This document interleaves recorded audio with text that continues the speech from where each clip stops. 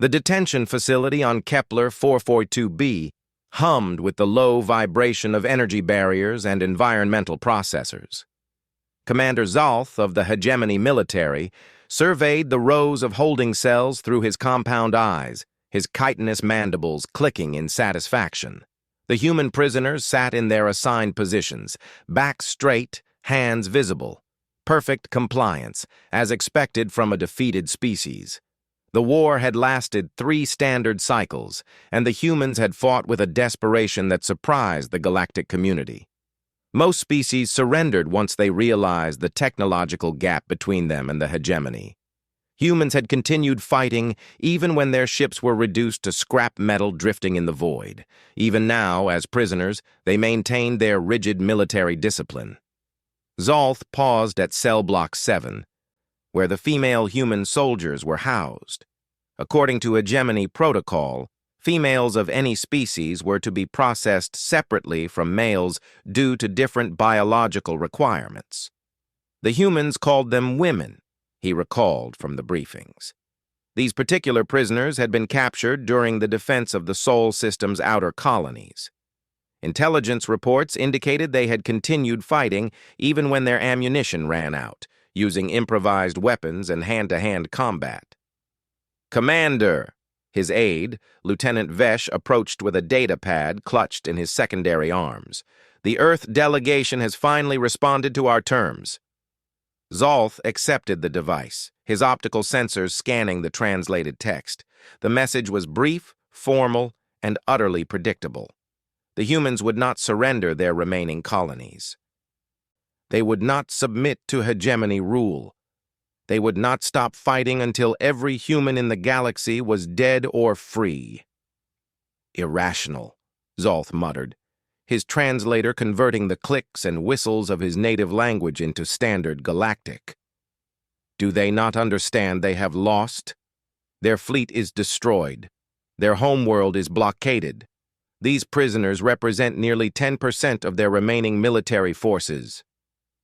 Vesh shifted nervously, his shell darkening to a deeper shade of green. "Sir, there is something else. The human prisoners. They have been asking about their comrades. Specifically, the females are asking about blankets." "Blankets?" Zalth's head tilted in the universal gesture of confusion. The environmental systems maintain optimal temperature for human physiology. Why would they require additional thermal regulation? "Unknown, sir. Perhaps it is some form of psychological comfort item. Our xenopsychology department suggests it might be related to human pack bonding behavior." Zalth dismissed the concern with a wave of his primary arm. "Irrelevant. They are prisoners of war, not guests.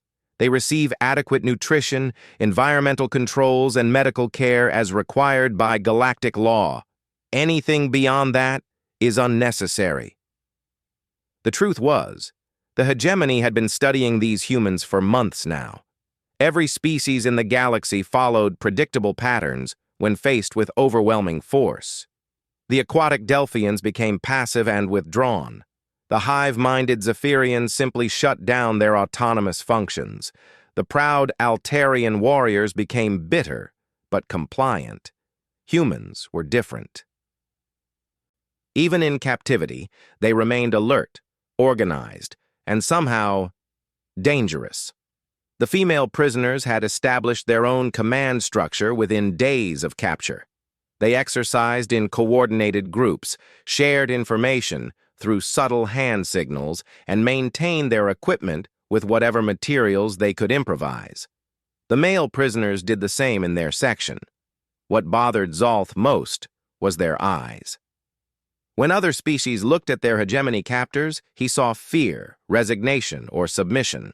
When humans looked at him, he saw calculation. They were planning something, always planning. Their minds never stopped working, never stopped fighting, even when their bodies were confined. "Sir," Vesh continued, "Intelligence wants to interview the human commanders again. They believe the prisoners might have information about hidden weapons caches in the outer colonies." Zalth made a dismissive gesture. "They have told us nothing useful in 16 interrogation sessions." They provide only name, rank, and service number, despite our most sophisticated neural probes. Their mental discipline is unprecedented. Indeed, the hegemony's psychic interrogation techniques, which worked flawlessly on every other known species, seemed to simply bounce off human consciousness. The humans described it as mental static, or white noise, but their neural scans showed something far more complex. Their brains literally rewired themselves during interrogation, creating new pathways to protect sensitive information while allowing access to harmless details. As they walked deeper into the facility, Zolth noticed something that made his mandibles twitch with irritation. In cell block 7, the human women had begun singing.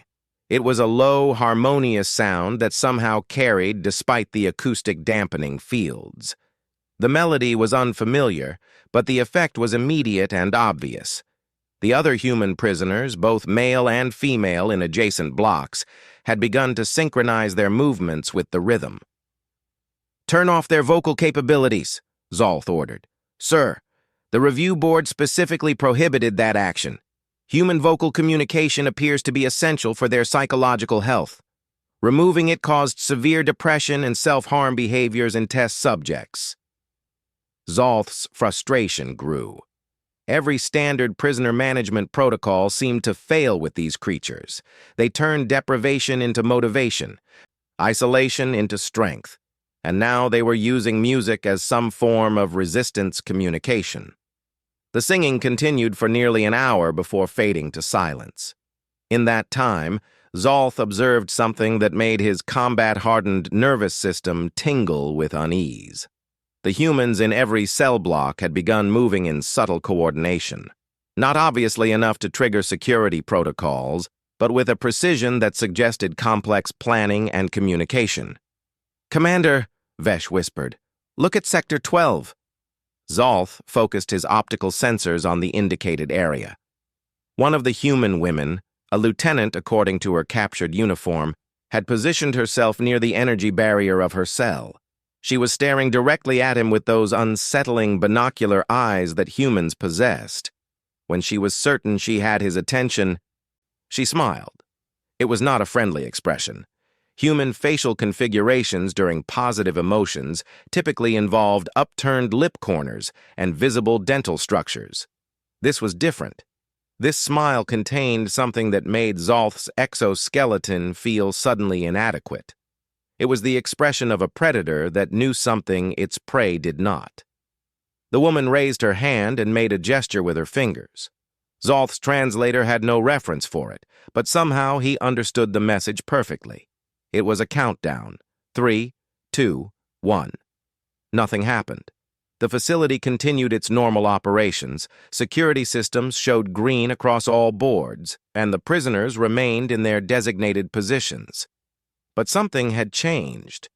Zolth could feel it in the way the humans carried themselves now.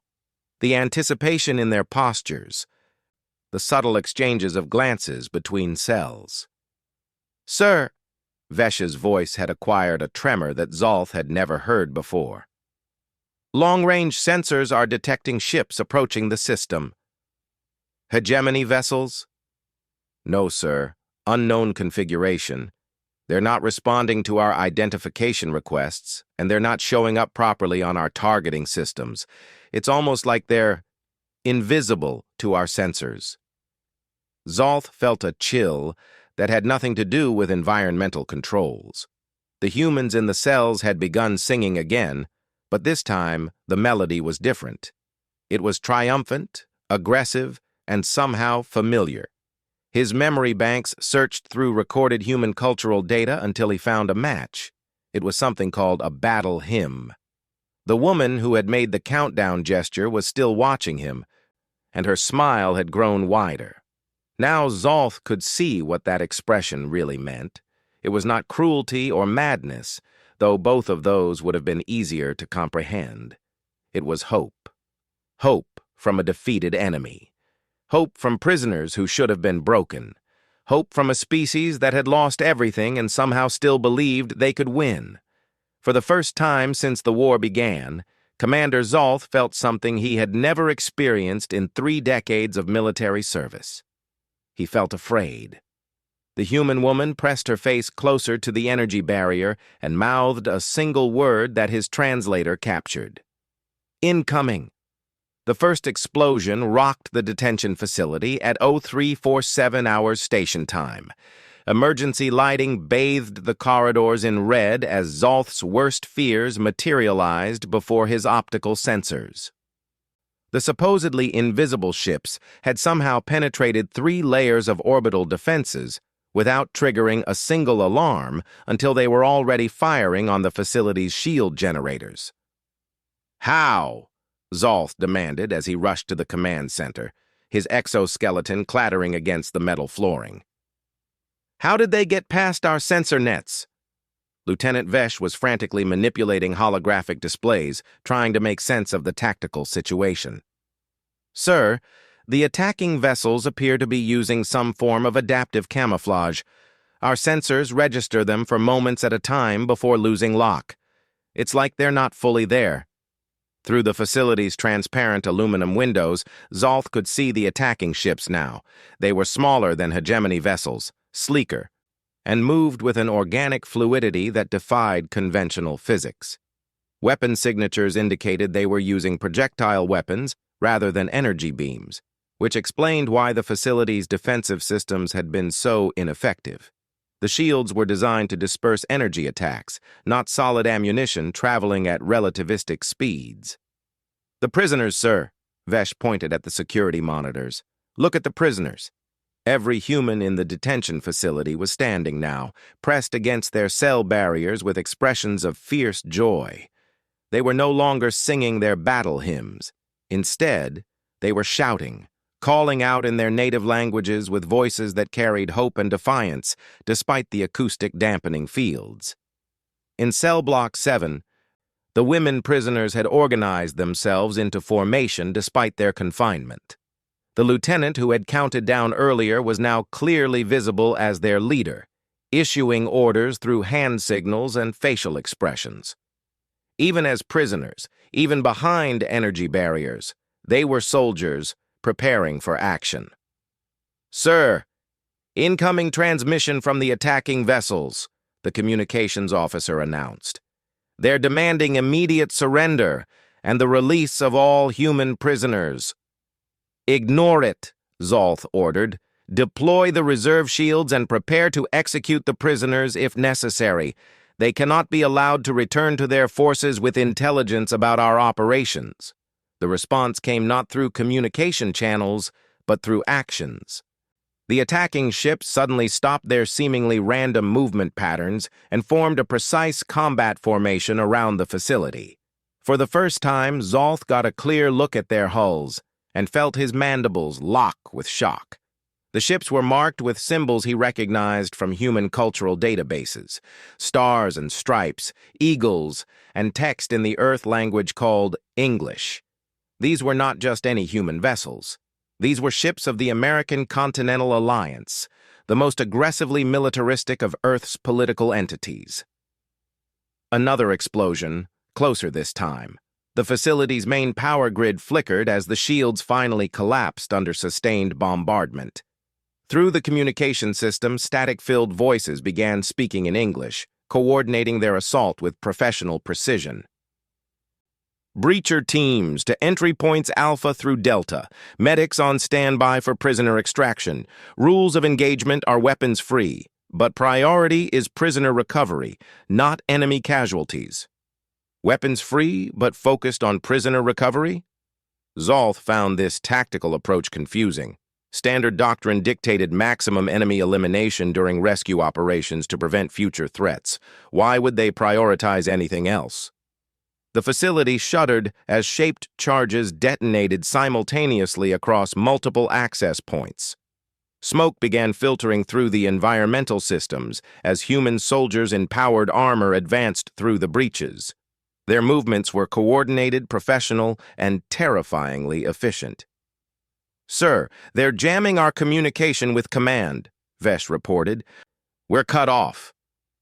Zolth activated the facility's self-destruct sequence, then hesitated with his manipulator over the final authorization key. Protocol demanded he eliminate the prisoners rather than allow them to escape with sensitive information, but something made him pause. Perhaps it was the memory of that human woman's smile.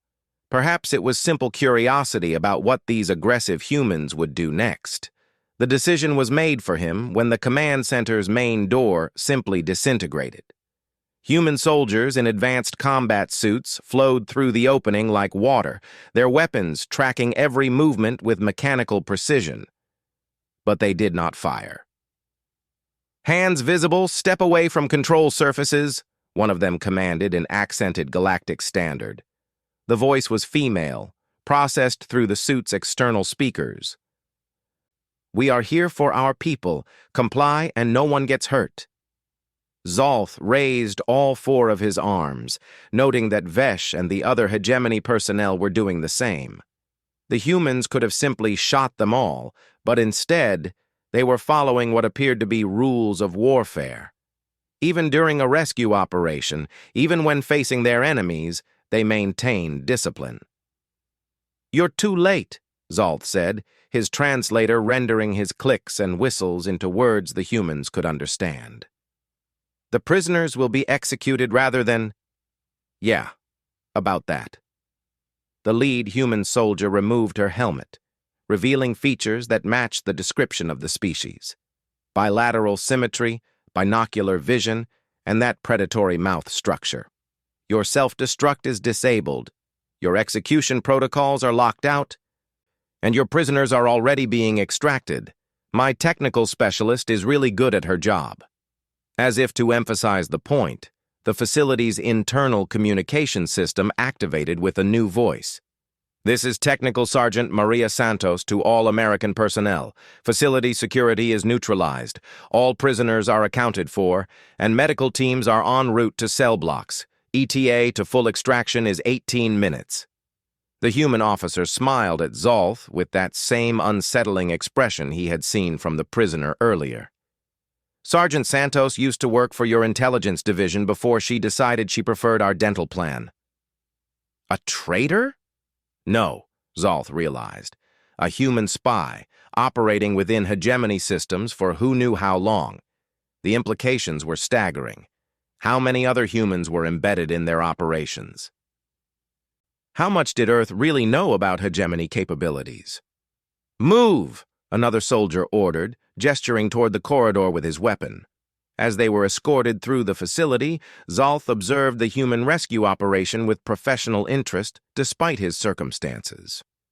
The humans were not simply breaking their people out. They were conducting a methodical evacuation that included medical assessment, equipment recovery, and what appeared to be evidence collection. Every action was documented, every hegemony device was being scanned and cataloged, and every prisoner was receiving immediate medical attention. When they reached Cell Block 7, Zolth witnessed something that challenged his understanding of human military doctrine. The rescued female prisoners were being issued not just medical care and weapons, but small rectangular packages that the soldiers seemed to consider essential equipment. "What are those?" Zolth asked the officer escorting him. "Survival blankets," she replied without looking at him. "Thermal regulation, shock treatment, basic first aid, standard issue for personnel recovery operations." But Zolth observed something else. The human soldiers were not distributing standard military blankets. These were clearly civilian items, soft materials in various colors and patterns. Some had decorative designs that served no tactical purpose. Some appeared to be handmade. "Those are not military equipment," Zolth said.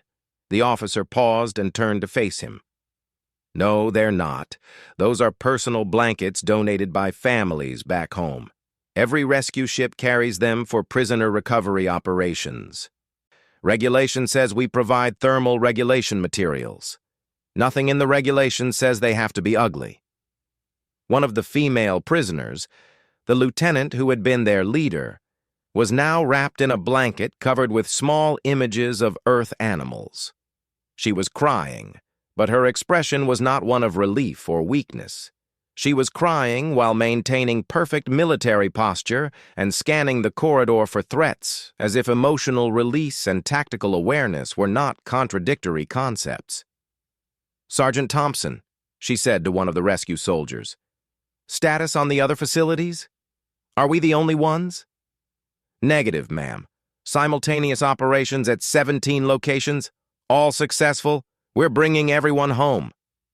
The rescued prisoners began to organize themselves automatically, forming security perimeters and preparing to assist with the evacuation of wounded comrades.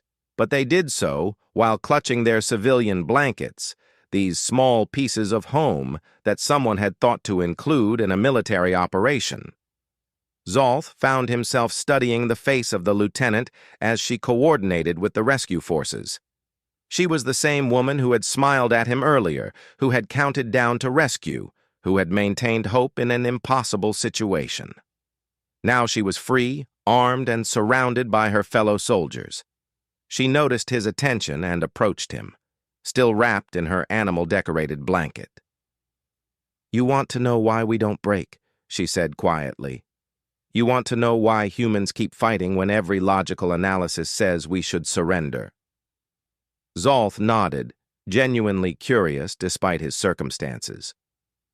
The human woman gestured to the blanket around her shoulders, to the rescue operation flowing around them, to the soldiers who had risked everything to save their imprisoned comrades. "This is why. Because somewhere in the dark between stars, there are people who care enough to hand-make blankets for soldiers they've never met. Because when we're captured, we know with absolute certainty that other humans will come for us. Not because it's tactically sound, not because it's economically viable, but because we're human, and humans don't leave their people behind." She smiled that predatory human smile again. "You thought those blankets were just thermal regulation. But they're not blankets. They're promises. Every thread is someone saying, 'I believe you're worth saving.' Every pattern is someone saying, 'I'm thinking about you in the dark.' Every rescue operation is someone saying, 'You matter more than safety, more than resources, more than logic.'" Zolth felt that chill again, deeper this time. These humans didn't fight like any species he had studied. They didn't wage war for territory or resources or dominance. They fought like every individual life was precious beyond calculation, like losing a single person was an unacceptable outcome. The evacuation continued around them, efficient and professional and somehow gentle despite the military precision. Human soldiers helping human prisoners, but with care that went beyond duty or discipline. "Your war is lost," the lieutenant continued. "Not because your technology is insufficient or your strategy is flawed. It's lost because you're fighting a species that thinks comfort blankets are essential military equipment." 3 standard months after the rescue operation, Commander Zolth stood before the Hegemony War Council in chains of energy that hummed with his own nervous tension. The assembled representatives of 47 species watched him through various optical configurations, waiting for his analysis of the human strategic capabilities that had led to the most comprehensive military intelligence failure in galactic history. "The humans did not simply rescue their prisoners," Zolth began, his mandibles clicking with resignation. "They used the operation to demonstrate capabilities we never suspected they possessed. Stealth technology that renders our sensors ineffective, cyber warfare systems that can infiltrate any network, and intelligence networks that span the entire hegemony." Grand Admiral Vorth, his carapace bearing the scars of a dozen campaigns, leaned forward on his command dais. "Explain how a technologically inferior species penetrated our most secure facilities simultaneously across 17 systems."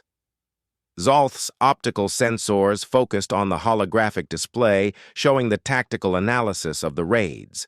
Each operation had been executed with precision that bordered on precognition.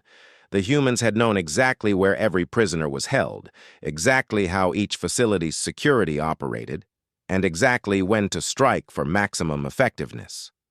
"They had been planning these operations since before the war began," Zolth replied. Every human captured provided intelligence about our detention protocols. Every interrogation gave them more data about our psychological weaknesses. Every facility that held their personnel became a target they studied and prepared to assault. The council chamber erupted in chittering, buzzing, and growling as representatives expressed their disbelief. The hegemony had fought dozens of species over the centuries. None had ever demonstrated such long-term strategic thinking while simultaneously engaging in active warfare. Impossible, Counselor Zeth declared through her translation device. No species can maintain complex intelligence operations while fighting a losing war. The cognitive resources required would make effective combat impossible. That assumption, Zolth said carefully, appears to be incorrect when applied to humans. He activated the next section of his presentation, showing brain scan data collected during human prisoner interrogations. The neural activity patterns were unlike anything in the Galactic Medical Database. Where other species showed decreased cognitive function under stress, human brains seemed to create new pathways and connections. They literally became smarter when threatened. Furthermore, Zolth continued, their rescue operations revealed something more disturbing than their technological capabilities. They demonstrated a psychological profile that makes conventional warfare ineffective against them. The display changed to show footage from the detention facility raid, human soldiers moving through corridors with weapons ready, but stopping to provide comfort items to rescued prisoners. Technical specialists disabling security systems while other team members documented evidence of prisoner treatment. Medical personnel administering care that went far beyond field necessity. Observe their behavior during combat operations. Zolth pointed to specific frames. They do not simply extract their personnel and withdraw. They ensure each rescued individual receives psychological support, medical evaluation, and personal comfort items. They treat their soldiers as irreplaceable individuals rather than expendable units. Grand Admiral Vorth's antenna twitched with confusion. This is inefficient. It slows their operations and exposes them to unnecessary risk. Yes, Zolth agreed, but it also means they fight harder, plan more carefully, and never accept casualties as acceptable losses. When every soldier knows with certainty that their comrades will come for them, when every individual believes they matter more than military objectives, it creates a fighting force with unprecedented morale and determination. He highlighted the images of the rescue teams distributing civilian blankets to the freed prisoners. Even now, months later, the memory of those soft, colorful fabrics being treated as essential military equipment made his exoskeleton shiver. The blankets, Counselor Yink said through her aquatic translation chamber. You mentioned these in your initial report. Explain their tactical significance. Zolth paused, trying to find words that would convey what he had witnessed. They serve no tactical purpose. They are not armor, weapons, or communication devices. They are simply comfort, items created by human civilians and distributed by human military forces because someone decided that rescued prisoners deserved something soft and warm and personally meaningful. The council chamber fell silent. In a galaxy where warfare was conducted according to precise calculations of resource allocation and acceptable losses, the concept of military operations that prioritized emotional comfort was genuinely incomprehensible. The implications, Zolth continued, extend far beyond individual rescue operations. We have been fighting a species that wages war with fundamentally different priorities than any other known civilization. They don't seek to minimize losses or maximize efficiency. They seek to ensure that every individual human survives and returns home safely. Grand Admiral Vorth activated his personal communication device, consulting with his strategic analysis team. When he finished, his expression had changed to something that looked remarkably like fear. Commander, Intelligence reports indicate that human ship production has increased by 300% since the rescue operations. Their recruitment rates have reached levels that should be mathematically impossible for their population base. How do you explain this? Zolth's mandibles clicked in what might have been laughter if hegemony physiology allowed for such expressions. The rescue operations were broadcast across human communication networks. Every human civilian watched their military forces risk everything to save captured soldiers. They watched their government spend enormous resources on comfort blankets for people they had never met. He activated a recording captured from human-civilian communications during the raids. The audio was translated into Galactic Standard, but the emotional undertones needed no translation. Humans celebrating, crying, volunteering for military service, and working extra shifts in manufacturing facilities, all because their soldiers had been brought home safely. "You demonstrated that their people are worth any cost," Zolth explained. "Every human who saw those recordings now believes with absolute certainty that their civilization will never abandon them. Their war production has increased not through coercion or desperation, but through inspiration." Counselor Zeth's translation device buzzed with static before delivering her words. "Are you suggesting that by rescuing their personnel, humans have somehow strengthened their war effort?" "I am suggesting," Zolth replied carefully, "that we have been fighting a species that becomes more dangerous when you prove they care about each other." The tactical displays shifted to show current human fleet movements. What had been a scattered, desperate resistance 3 months ago was now a coordinated offensive, pushing hegemony forces back across multiple fronts. Human ships appeared where they shouldn't exist, using technology that shouldn't work, coordinated by intelligence networks that shouldn't be possible. "They're not fighting to conquer territory," Zolth continued. "They're fighting to protect their people. Every battle is personal to them. Every loss is unacceptable. Every victory is measured not in strategic advantage, but in lives preserved." Grand Admiral Vorth's antenna drooped as the full implications became clear. "How do we defeat an enemy that considers surrender preferable to accepting casualties?" "We don't," Zolth said simply. "You cannot win a war of attrition against a species that never accepts attrition. You cannot break the morale of soldiers who know their families are making comfort blankets for prisoners they might never meet. You cannot defeat a civilization that treats individual compassion as essential military equipment." The council chamber erupted again, this time in panic rather than disbelief. Representatives demanded new weapons, different strategies, alternative targets, but Zolth continued speaking, his voice cutting through the chaos with absolute certainty.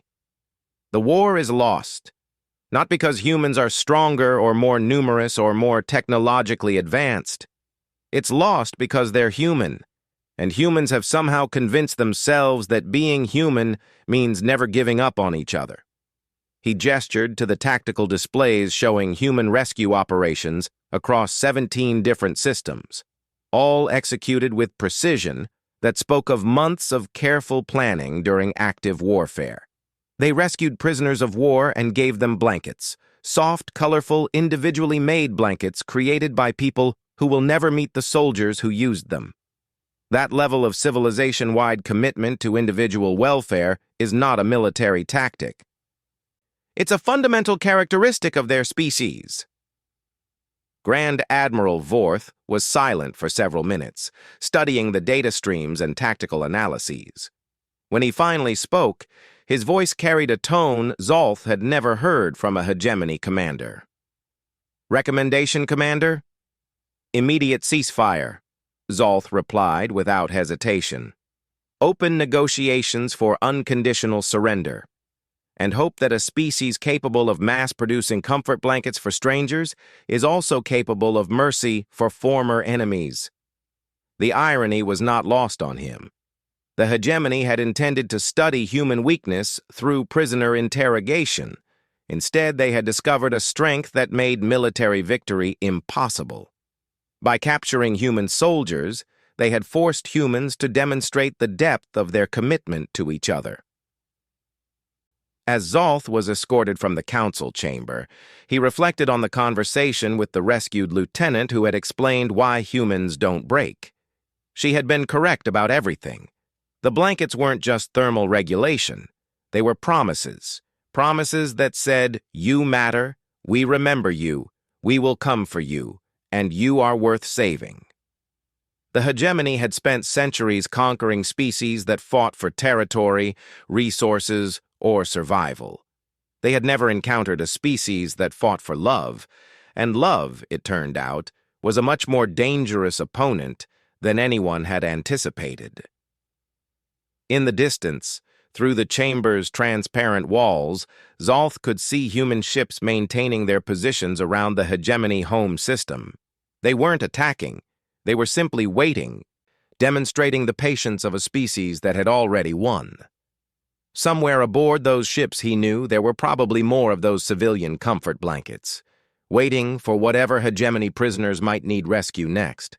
The thought should have been humiliating. Instead, for reasons he couldn't quite comprehend, it was oddly comforting.